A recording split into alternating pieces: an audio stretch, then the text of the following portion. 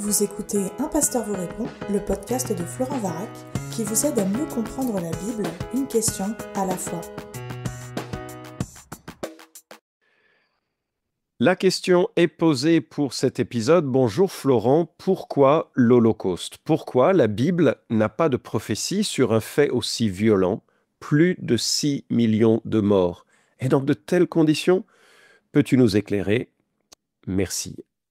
Alors c'est un sujet véritablement terrible. Nous venons de nous souvenir de la libération des camps de concentration, notamment de celui de Auschwitz, il y a 80 ans. Et pour cet épisode, j'ai invité mon ami, mon collègue, un homme que j'apprécie énormément, avec qui on a parfois travaillé sur ce podcast, Un pasteur vous répond, Josué Turnil. Josué, bonjour. Bonjour Florent, shalom. Shalom. Je suis heureux de t'accueillir et j'aimerais que tu te présentes pour ceux qui ne te connaissent pas encore. Merci Florent, je suis le directeur de Juifs pour Jésus en France et en Suisse. Moi-même, je suis juif, ma femme Delphine aussi, et je sers dans cette mission depuis 25 ans, en France en particulier. Oui, et vraiment un travail remarquable et je suis reconnaissant aussi que tu aies pu faire connaître à notre pays et puis aussi aux églises évangéliques justement la beauté de cette composante du judaïsme, de juifs messianiques, de juifs qui aiment Jésus malgré tout ce que ceux qui se réclament de lui ont fait parfois dans les siècles passés à l'encontre du peuple juif. Mais ça, c'est un autre sujet on a aussi abordé dans le passé. Vous pourrez retrouver ce sujet dans les autres épisodes. Alors, Josué, est-ce que tu peux rappeler ce que veut dire l'Holocauste? À quoi se rapporte ce mot dans le traitement des Juifs lors de la Seconde Guerre mondiale? Alors, merci beaucoup Florent de cette occasion et en particulier pour cette question qui est immédiatement importante et merci à l'auditeur qui l'a proposé. Holocauste est un vieil terme biblique. Holocauste, sacrifice, victime d'offrande, et c'est le terme qui est utilisé en dehors de la francophonie pour désigner le génocide des Juifs pendant la Deuxième Guerre mondiale. Par contre, la communauté juive de France n'aime pas forcément ce mot-là, et ils préfèrent le mot hébraïque Shoah. Shoah, en hébreu, veut dire catastrophe, quelque chose d'indescriptible, et catastrophe ou Shoah en hébreu semble être plus adapté au lieu d'un holocauste qui peut être perçu comme quelque chose de positif, puisque les holocaustes dans la Bible, dans le temps, faisaient partie du culte israélite et quelque part de la louange à Dieu. Oui, merci beaucoup de cette précision. Effectivement, il y a, ça apporte une vraie clarté, hein, cette distinction. Est-ce que tu peux nous rappeler les faits historiques de la Shoah, justement, lors de cette Deuxième Guerre mondiale? Alors, la Shoah est le génocide perpétré motivé, je dirais, et perpétré par les nazis. Motivé parce que ce n'étaient pas les seuls qui ont contribué à la Shoah. La Shoah, à la fin de la Shoah, on dénombre à peu près 6 millions de Juifs qui ont été tués par les nazis et par leurs collaborateurs, dans les pays européens où se trouvait l'immense majorité des Juifs avant la guerre. Dans ces 6 millions, il y avait aussi 1,6 million enfants qui ont été tués, des gens qui avaient moins de 17 ans. Et encore, la Shoah ne s'est pas perpétrée uniquement en Allemagne, mais en France, Hollande, la Hongrie, la Pologne, dans tous les pays, l'Ukraine, le plus grand massacre des Juifs pendant la Deuxième Guerre mondiale, c'était justement en Ukraine. Et en France, on a vu 76 000 Juifs déportés de France, qui était un chiffre que le Reich allemand reconnaît que sans la complicité de la France, sans la coopération avec le régime de Vichy, il n'aurait jamais pu atteindre, étant donné qu'il ne parlait pas la langue, qu'il ne connaissait pas la géographie, qu'il ne connaissait pas notre pays. Ils ont admis que c'était grâce à cette aide française qu'ils ont pu déporter autant de Juifs vers les camps nazis. Oui, alors cette question-là me touche plus particulièrement. J'ai des membres de ma famille qui sont partis dans ces rafles. Et donc, évidemment, ça touche une corde sensible. Est-ce que tu peux nous donner une notion de proportion? 6 millions de juifs, c'est au-delà de toute compréhension. Pourquoi tuer 6 millions de personnes d'une population? C'est au-delà de toute compréhension. Mais 6 millions de juifs par rapport à une population globale à l'époque, de combien de juifs? Alors, les chiffres n'ont pas beaucoup bougé depuis ce temps. Donc, aujourd'hui, on comptabilise entre 14 et 16 millions de juifs. Donc, les chiffres de l'époque de la guerre ont dit que de 6 millions étaient un tiers des juifs dans le monde entier. Un Donc, tiers de la population a été tuée. merci pour cette question, Florent, parce que c'est bien de mettre cette proportion, parce qu'imaginons que c'est un tiers des Français qui ont été exterminés. Ouais. Donc, ça fait quoi, 20 millions? Si on comptabilise la France en 60 millions, quelque chose à peu près. Ça veut dire que chaque personne française vivant en France ou vivant à l'étranger aurait été touchée directement par la Shoah. Et c'est exactement le cas avec la Shoah, comme tu as tout de suite dit, tu as tout de suite rajouté en disant ma famille a été touchée par la Shoah. Donc on voit que ça veut dire que la Shoah a affecté les Juifs dans le monde entier. Et donc un tiers de la population juive touche chaque famille, souvent directement et au moins indirectement. Ouais. C'est difficilement imaginable. Et justement, comment est-ce que le peuple juif réfléchit à cette question? Que disent les rabbins? Comment intégrer cette réalité de l'histoire à l'enseignement du rabbinisme, du judaïsme? Alors, même si la question est un peu lourde, il me permet un peu de légèreté. Il y a un dicton juif qui dit deux juifs, trois opinions. Et donc, il y a beaucoup d'opinions concernant la Shoah. Ça peut aller de l'athéisme. La Shoah a engendré énormément d'athéisme. Des personnes qui étaient très croyantes. C'était souvent ces communautés extrêmement religieuses qui ont été visées par facilité d'identification. Et j'en connais plusieurs survivants de la Shoah encore aujourd'hui qui étaient très religieux avant la Shoah et ayant perdu tellement, le sont devenus moins. Oui, Euh, je me souviens d'Elie Wiesel, hein, c'est lorsqu'il écrit le livre, je crois que c'est La Nuit, où il rapporte cette expérience absolument mais glaçante de son arrivée dans un camp où un enfant est pendu, mais n'arrive pas à mourir parce qu'il est trop léger. Il faut qu'un soldat lui tire sur les jambes pour finir de l'achever. Et le choc est absolument terrible. Et il parle de sa foi qui est morte avec cet enfant ce jour-là.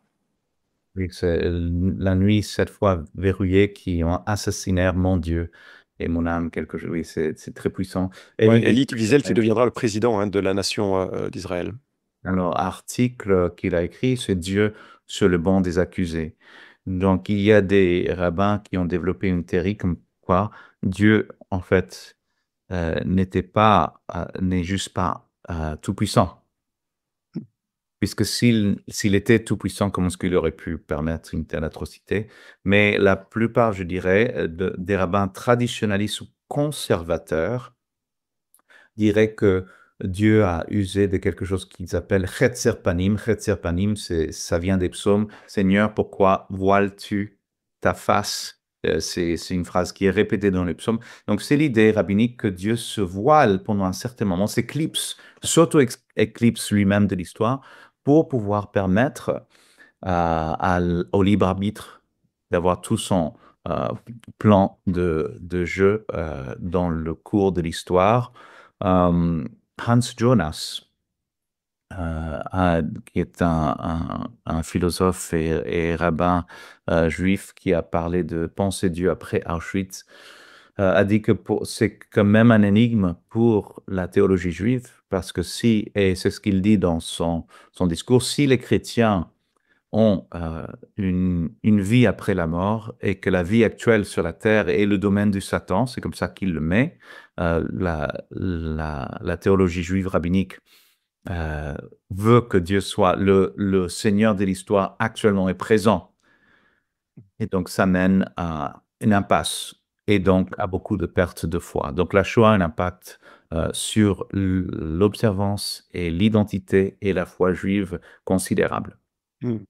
Alors sur la notion de la théodicée, hein, comment est-ce que l'on défend un Dieu dans un Dieu qui est attaqué comme coupable de la souffrance. Je voudrais juste renvoyer au livre de Timothy Keller, La souffrance, peut-être le meilleur traitement de cette question que je connaisse. C'est un pasteur, un théologien, mais aussi un homme très euh, bien aligné avec les pensées contemporaines sur ces questions philosophiques, et ceux qui aiment se plonger dans une réflexion plus profonde pourraient bénéficier de ce livre, Keller, La souffrance. D'autres perspectives un peu sur la perspective des rabbins, ou est-ce qu'on peut passer à comment la société israélienne, elle, qui est souvent séculière, réfléchit à cet événement? Alors, la- l'État d'Israël a été déclaré en 1948. Les Nations Unies ont voté pour donner une terre, donner la terre de Palestine, de faire un plan de partition entre les Juifs et les Arabes en novembre 1947. Donc, novembre 1947, on parle d'à peine 2 ans et demi après la fin de la guerre mondiale. Donc, la Shoah pesait lourd sur les esprits des Nations Unies, et bien sûr a donné une propulsion pour voter pour le don que les Juifs puissent établir une nation souveraine en terre de Palestine. Donc, la Shoah fait partie de cette réalité politique. Quelque part, sans la Shoah, peut-être que le vote ne serait pas passé comme ça. Mais deuxièmement, les Juifs, après la guerre, ont été des réfugiés. Et beaucoup n'ont pas pu reprendre leur maison et leurs terres et leur habitation auparavant, et ont dû s'enfuir des fois. Ça, c'est quelque chose qui est peu connu. Certaines personnes juives, beaucoup de Juifs ont été encore persécutés après la chute du Troisième Reich par leurs voisins et par les municipalités locales, des personnes qui avaient juste tout simplement occupé leur appartement et ne voulaient pas les rendre. Et donc, beaucoup de Juifs ont dû fuir, et le seul pays de refuge, c'était effectivement l'Israël. Donc, deux choses. Premièrement, la Shoah, quelque part, a motivé la politique pour l'établissement de l'indépendance de l'État d'Israël. Et deuxièmement, Israël a été construit par, quelque part, des survivants de la Shoah. Une vaste majorité de ces premiers pionniers étaient européens et venaient justement fuyant la persécution nazie, soit avant la Shoah, pendant la guerre et après la guerre. Ok. Merci pour cet éclairage. Alors, comment est-ce que l'on peut comprendre ceci à la lumière de la Bible? Comment est-ce que l'on peut, parce que c'est un peu la question de cet auditeur qui se dit, mais est-ce que la Bible en parle? Est-ce qu'il y a des prophéties? Et comment est-ce qu'on peut intégrer cette réalité dans nous qui aimons l'Écriture comme étant la parole que Dieu a révélée pour qu'on le connaisse et qu'on sache sa pensée? Alors, l'un des passages qui est le plus utilisé pour décrire ou qui trouve un lien entre la Shoah et les textes bibliques, c'est Ézéchiel chapitre 37, où le prophète est amené par Dieu et placé dans une vallée remplie d'ossements. Et cette vallée remplie d'ossements, image macabre, bien sûr, symbole de toute une mort, on verra plus tard que ces ossements sont le peuple juif. Dieu va expliquer à Ézéchiel que ces ossements sont les ossements du peuple juif. Mais après, dans ce passage, se crée une armée sans vie. Et c'est un passage passionnant, je recommande à tous qui peuvent de le lire. Je crois qu'un Steven Spielberg ne pourrait pas faire un film pour reconstituer cette scène. C'est presque de la science-fiction, mais c'est Dieu qui utilise ça comme image. Donc, beaucoup de personnes voient dans cette vallée d'ossements un symbole de la Shoah, et l'armée qui se construit. Les ossements deviennent à nouveau chair et os, deviennent une armée puissante à l'État d'Israël, qui s'est construit tout de suite dans la guerre et qui a dû, comme tu le sais, Florent, aujourd'hui en Israël, tout citoyen en Israël est soldat. Ils n'ont pas assez de monde pour avoir une armée privée, donc tout le monde est obligé de servir dans l'armée. Pour les hommes, c'est 3 ans, pour les femmes, c'est 2 ans. Et bien sûr, la terre d'Israël a été toujours vue comme un filet de sécurité, non seulement pour les Juifs fuyant les persécutions en Europe, mais au fil des âges. Et on a vu que les Juifs qui ont fui la chute du rideau de fer, ils étaient persécutés en Russie. Les Juifs n'avaient pas le droit de se faire circoncire, d'apprendre la religion juive et de faire tout ce qui fait partie de l'identité et la culture juive. Et donc, ils ont fui en Israël. À peu près un peu plus de 2 millions de Juifs sont venus de l'ex-URSS. Et encore, l'antisémitisme en France a fait des bonds. Et l'une des plus grandes vagues d'Aliyah, d'immigration pour Israël vient de la France. Et on voit que maintenant la guerre d'Ukraine aussi, les Juifs ukrainiens fuyant ces guerres et ces crises aussi vont en Israël. Donc Israël a été toujours une filet de sécurité pour les Juifs depuis son inception. Mm, Maintenant, ce qui s'est passé, c'est le 7 octobre. bien sûr. On en a Et parlé ensemble d'ailleurs, hein. Et le 7 octobre a fait en sorte que ce filet de sécurité, quelque part, a été brisé à la fois pour les Israéliens qui sont en Israël, Mm. mais aussi pour les Juifs à l'extérieur d'Israël qui se disent que si jamais les choses tournent mal, au moins on a Israël, un lieu où on peut vivre en sécurité. Donc le 7 octobre a brisé ce filet de sécurité psychologique que beaucoup de Juifs avaient dans le monde entier, mais aussi était un rappel de la Shoah, parce que Mm. selon le secrétaire d'État américain Anthony Blinken, il a dit que c'est le premier grand massacre depuis la Deuxième Guerre mondiale, le 7 octobre, contre les Juifs. Exactement, oui. Écoute, merci d'avoir éclairé un petit peu ce sujet compliqué, douloureux. Je me souviens avoir lu en 1998 Alain Besançon dans Le Malheur du siècle, publié chez Fayard, un livre maintenant ancien. Et bien sûr, cette question lancinante, comment, pourquoi commettre l'effort de guerre, dépenser de l'argent, encombrer les transports, mobiliser des hommes pour aller dénicher dans le grenier où elle se cache une petite fille juive afin de la faire mourir? Pourquoi, etc. Il pose toutes ces questions et il essaye d'éclairer d'une raison. Et puis il évoque alors avec beaucoup de prudence, mais je cite ce qu'il dit ici, c'est ainsi que plusieurs martyrs de ces régimes ont envisagé l'accord d'un ordre suprahumain, angélique, capable d'exercer un pouvoir direct, qui endormirait le sens commun et la conscience morale et transformerait l'homme soumis à une sorte d'enchantement, une marionnette dont il tiendrait les fils. Dans cette intuition, le tyran ultime n'est ni Hitler, ni Lénine, ni Mao, mais le prince de ce monde en personne. Cette simple question, qui a le pouvoir, constituait une profonde énigme pour ceux qui étaient capables d'une réflexion. Junger, Platonov, Orwell, Milosz, Zinoviev, ils ont laissé entendre ce que les âmes religieuses ont proclamé. Mandelstam, Abmatova, Belgakov, Rochning, Herbert Solzhenitsyn, c'est le diable. Fin de la citation. Une citation vraiment percutante qui me renvoie sur une réalité. Je sais qu'on partage cette perspective, Josué. Une réalité, c'est que le peuple juif est un peuple que Dieu a à cœur et qui restera son peuple au travers des siècles et pour qui Dieu a un projet. Et ce projet, qui est donné dans le texte que tu as évoqué, Ézéchiel 37, mais également 38, 39, 40, etc., jusqu'à 47, passe par un renouveau. Et peut-être que ce projet futur explique une haine démoniaque à l'égard des Juifs dans tous les siècles. On le retrouve déjà dans les textes bibliques avec ce que Haman susurre à Xerxès. Il suffit de lire le livre d'Esther pour le saisir. Et si vous êtes intéressé d'en savoir plus, je vous recommande l'article que j'ai écrit, La folie spirituelle de l'antisémitisme, une recherche Google avec mon nom vous le fera trouver. Et puis le livre de Erwin Lutzer, pasteur américain, La Croix d'Hitler, publié aux éditions Clés, qui donne un peu une perspective sur l'explication un peu spirituelle de ce combat en quelque sorte. Parce que Dieu a un projet beau, un projet de rédemption pour le peuple d'Israël. Romains 9 à 11 en parle également. Et tout ceci fait que peut-être le combat et l'enjeu est sur ce niveau-là. Tu serais d'accord avec ça, Josué? 100%, et je connais bien Erwin Lutzer et j'ai son livre, j'étais en train de le lire juste hier.